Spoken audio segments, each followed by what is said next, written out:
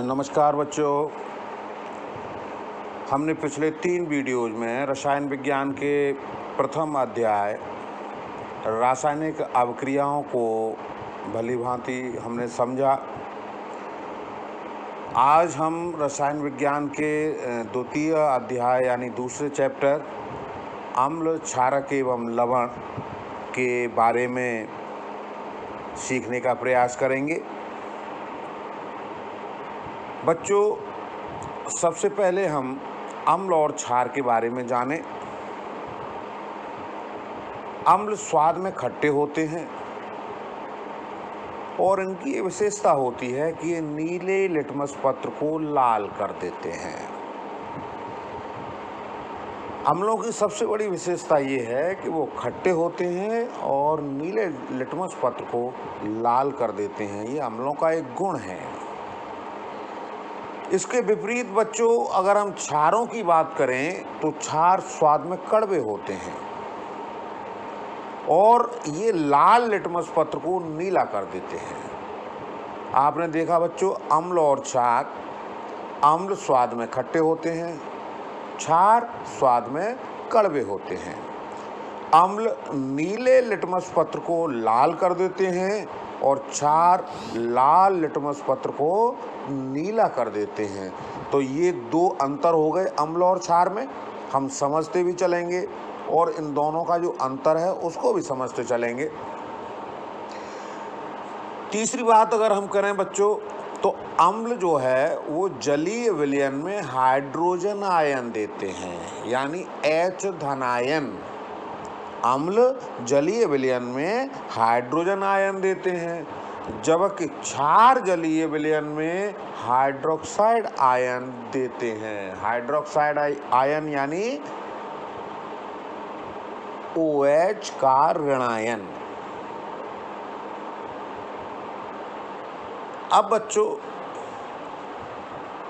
चौथी बात या चौथा पॉइंट जिसे हम कह सकते हैं, लिटमस पत्र एक प्राकृतिक सूचक होता है।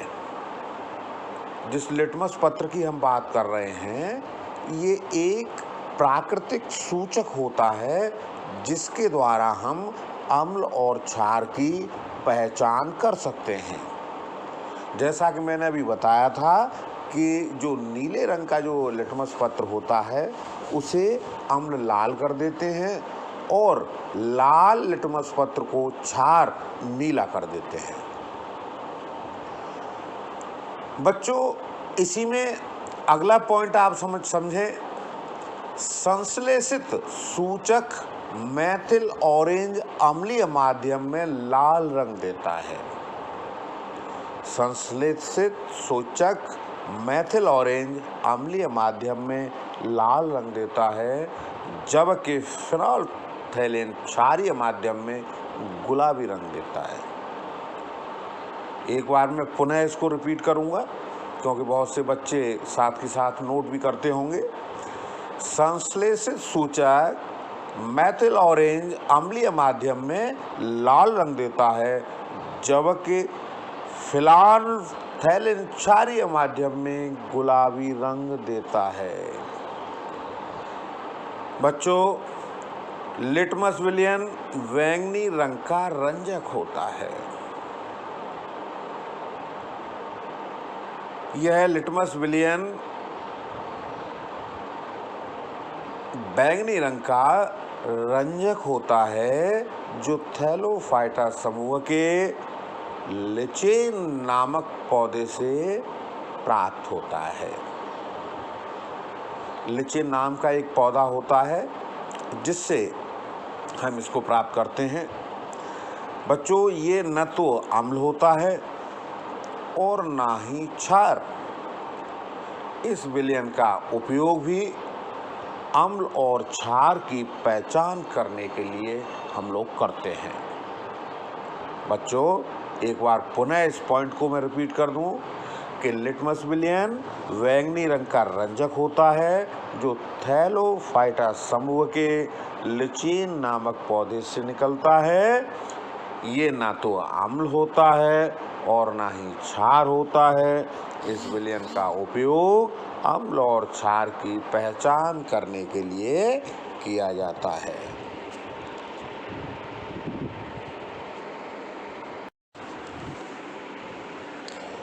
बच्चों, इसी क्रम में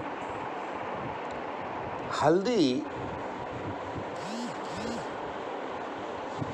बेटा हल्दी की बात कर रहा हूँ मैं, जिसे हम रोजाना घर में इस्तेमाल भी करते हैं। हल्दी भी एक प्राकृतिक सूचक है। ये ऐसा प्राकृतिक सूचक है जिसकी सहायता से हम अम्ल और क्षार की पहचान कर सकते हैं। हमने देखा होगा बच्चों,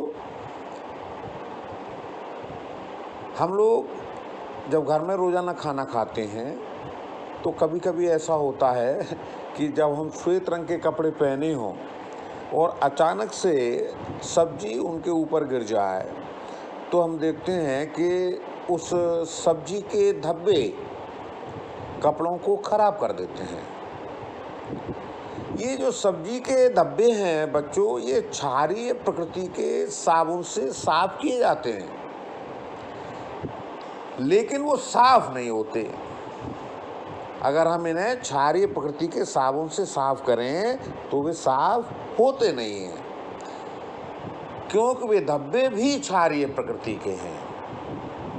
अतः उनके प्रभाव को समाप्त करने के लिए हम उन धब्बों पर अम्ल रगड़ते हैं और अम्लों के रगड़ने से वो धब्बे आसानी से साफ हो जाते हैं।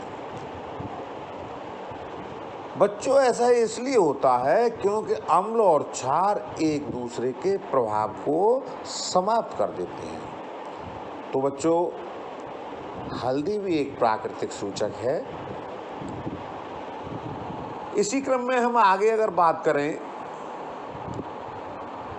अक्सर हम लोग देखते हैं कि हमारे परिवार में किसी भी सदस्य को पेट में परेशानी होने लगती है तो हम कहते हैं कि इसका पेट खराब हो गया है, इसको एसिडिटी हो रही है।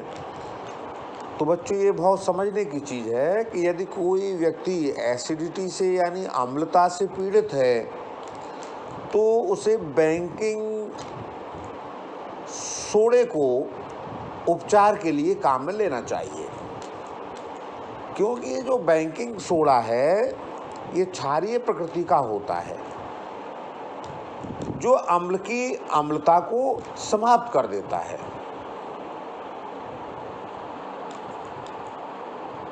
तो बच्चों, कुछ अन्य प्राकृतिक पदार्थ भी, जैसे कि हम लाल पत्ता गोभी की बात करें, पिटूनिया और जेरानियम जैसे फूलों की रंगीन पंखुड़ियों की अगर हम बात करें, अगर इन जेरानियम और पिटूनिया के जो फूलों की जो रंगीन पंखुड़ियां हैं, इनको हम किसी विलयन में डालें तो अम्ल और क्षार की उपस्थिति की हमें सूचना प्राप्त हो जाती है।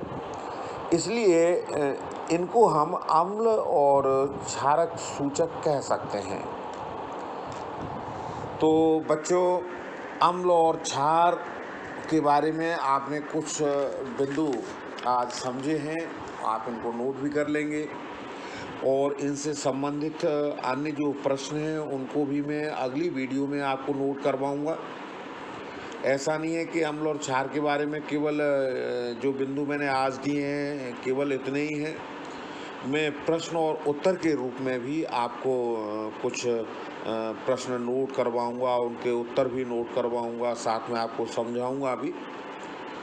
और इन पॉइंट्स को आप भली भांति याद कर लें, क्योंकि इन पॉइंट्स में से भी बहुत से लघु उत्तरीय और बहुविकल्पीय प्रश्न बनते हैं। तो बच्चों, मैं उम्मीद करता हूं कि आप इन बिंदुओं को ध्यानपूर्वक पढ़ेंगे, लिखेंगे, समझेंगे।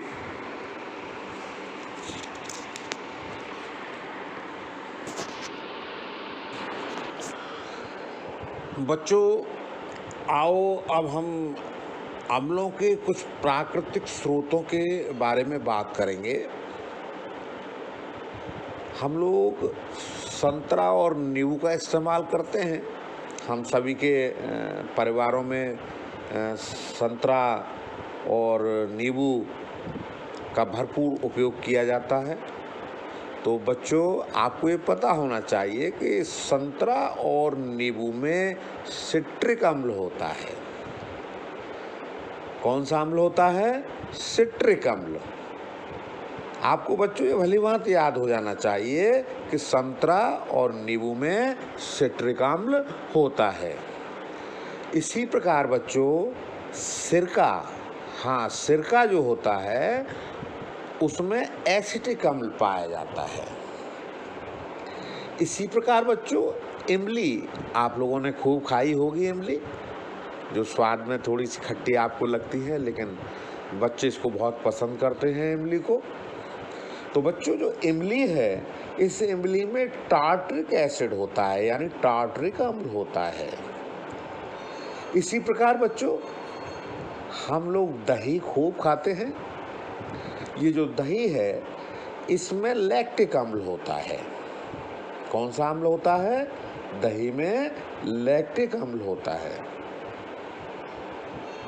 बच्चों दूध में जो लैक्टोज शर्करा उपस्थित होती है, इसका लैक्टिक अम्ल में परिवर्तन होने पर ही दही का निर्माण होता है।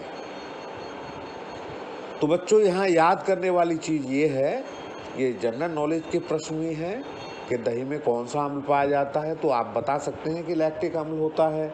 इमली में कौन सा अम्ल होता है, तो आप बता सकते हैं कि टार्टरिक अम्ल होता है। सिरके में कौन सा अम्ल होता है, तो आप बता सकते हैं कि एसिटिक अम्ल होता है। संतरा और नींबू, इनमें सिट्रिक अम्ल होता है। बच्चों जो चींटियाँ होती हैं ना, तो चींटियों और नेटल के जो डंक होते हैं, इनमें मेथेनोइक अम्ल होता है।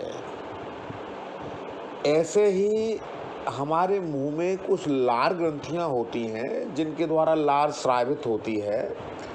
तो बच्चों हमारे मुंह से जो लार ग्रंथियों से जो लार स्रावित होती है, ये लार भी क्षारीय प्रकृति की होती है।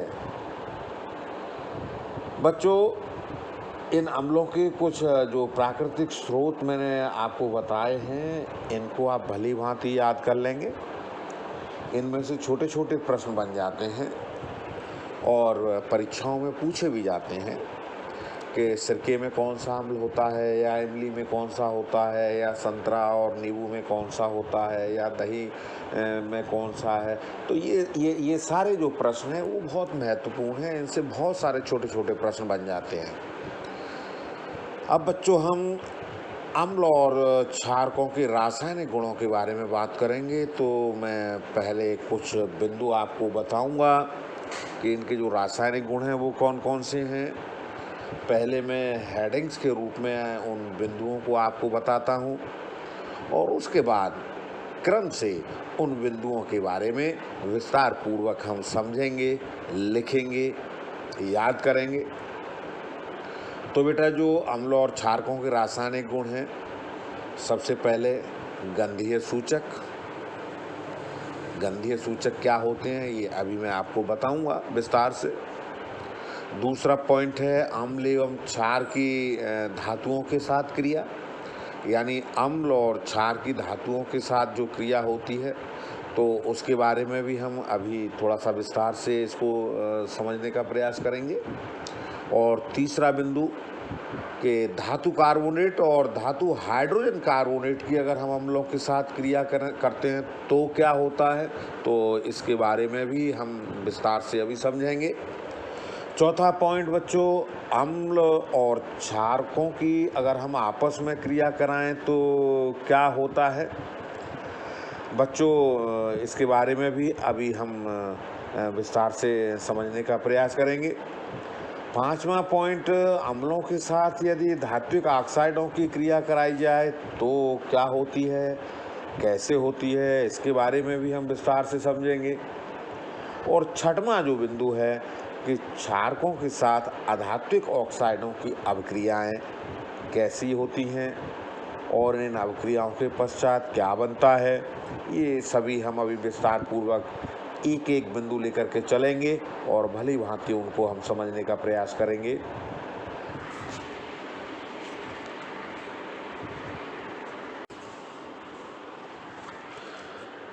तो बच्चों अब हम अम्ल और क्षार के जो रासायनिक गुण हैं उसमें जो पहला पॉइंट है गंधीय सूचक। ये गंधीय सूचक क्या होते हैं?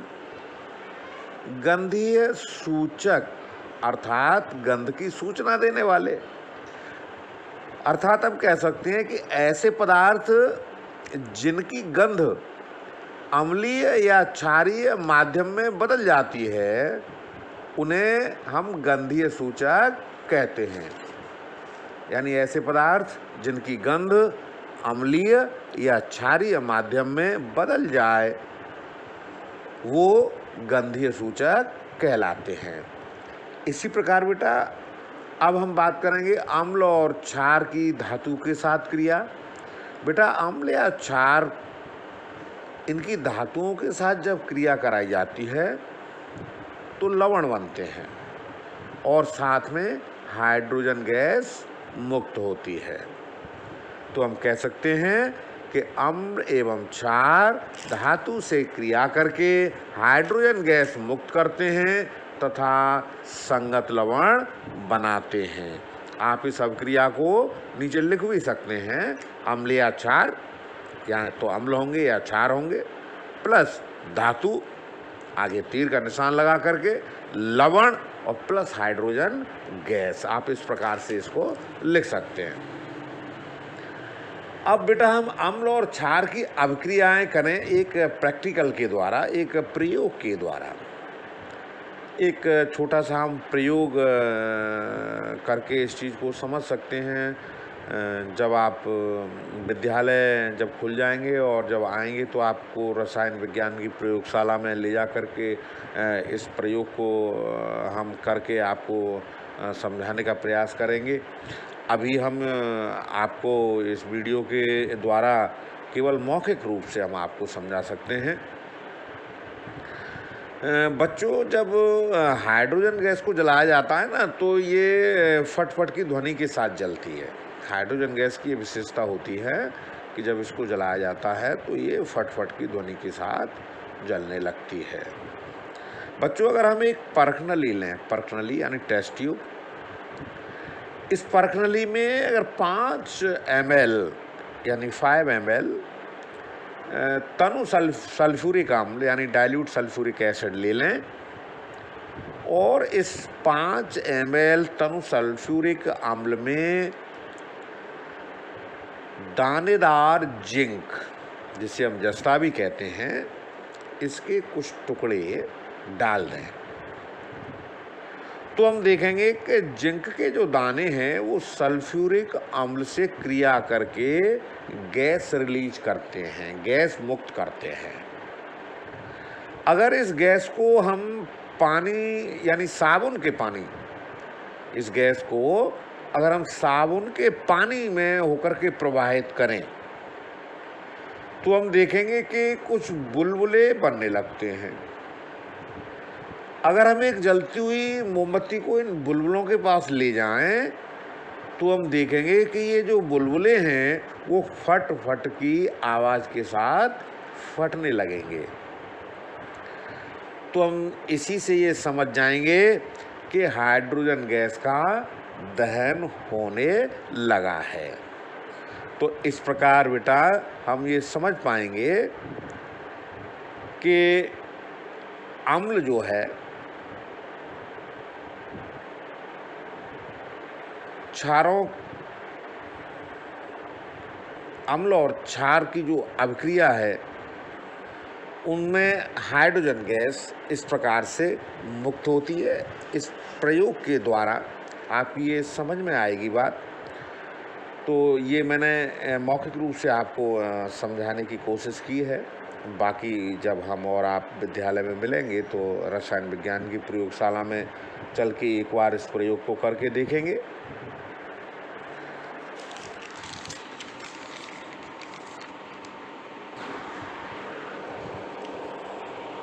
बच्चों इस प्रयोग से हमने देखा कि अम्ल और क्षार धातुओं से क्रिया करके संगत लवण बनाते हैं और हाइड्रोजन गैस को मुक्त करते हैं।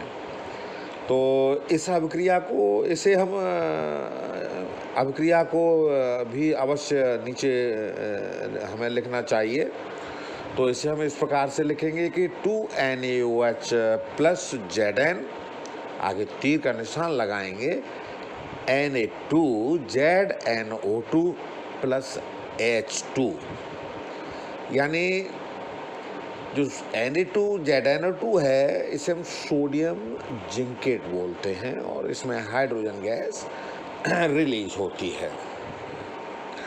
बच्चों, अब हम अम्ल और क्षारकों के रासायनिक गुणों का जो तीसरा बिंदु मैंने जो लिखवाया था कि धातु कार्बोनेट और धातु हाइड्रोजन कार्बोनेट की जब हम अम्लों के साथ क्रिया करते हैं तो क्या होता है।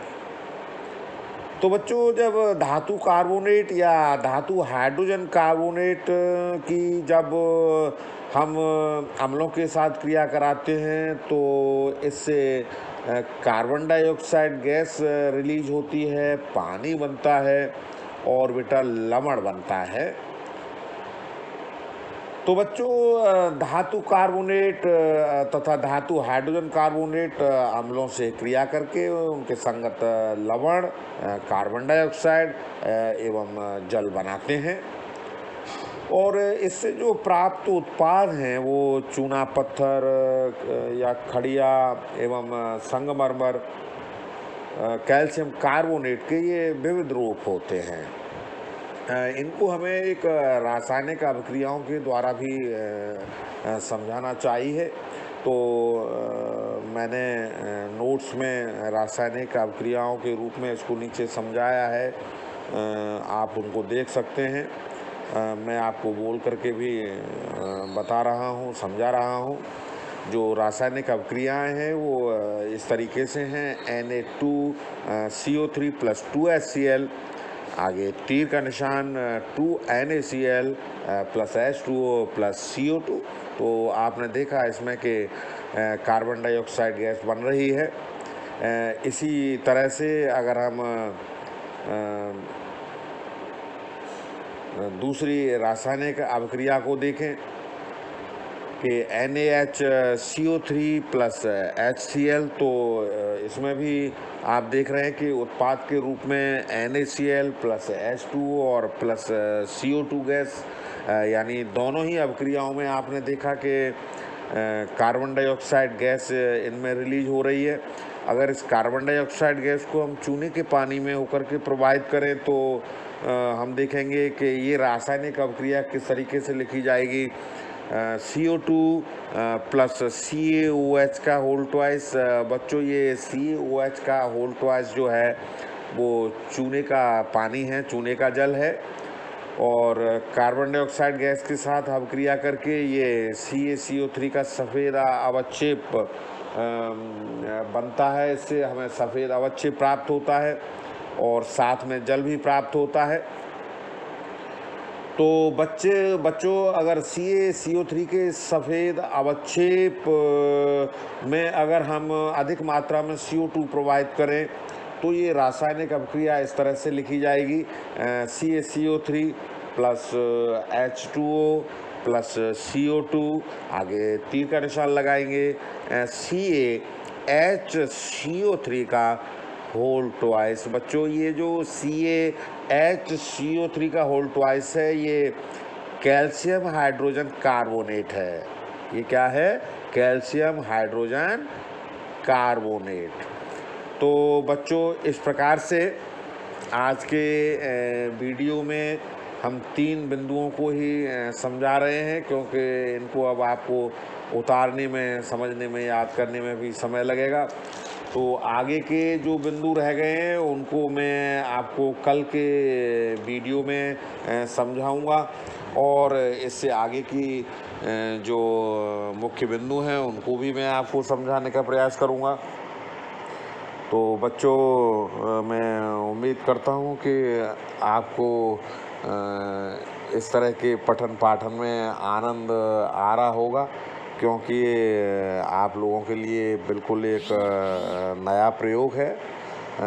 लेकिन आजकल की जो परिस्थितियां हैं उन परिस्थितियों के हिसाब से आपको भी और हमें भी इन नए-नए तरीकों से पढ़ना और पढ़ाना चाहिए। तो बच्चों इसमें कोई बुराई की बात भी नहीं है और ये बहुत अच्छा है, क्योंकि समय के साथ हमको आपको सभी को चलना चाहिए और नए-नए जो तरीके हैं और नई-नई जो विधाएं हैं उनको हमें समझना चाहिए और उनका हमें लाभ भी उनसे उठाना चाहिए। तो बच्चों, आज मैं अपना टॉपिक यहीं बंद कर रहा हूँ। उम्मीद करता हूँ कि आप घर पर ही रहेंगे और अपने आप को पूर्ण रूप से स्वस्थ रखेंगे और घर की जो सीमा रेखा है उसको तोड़ करके आप बिल्कुल भी बाहर नहीं जाएंगे। इन्हीं शब्दों के साथ मैं अपनी बात यहाँ समाप्त करता हूँ। नमस्कार बच्चों।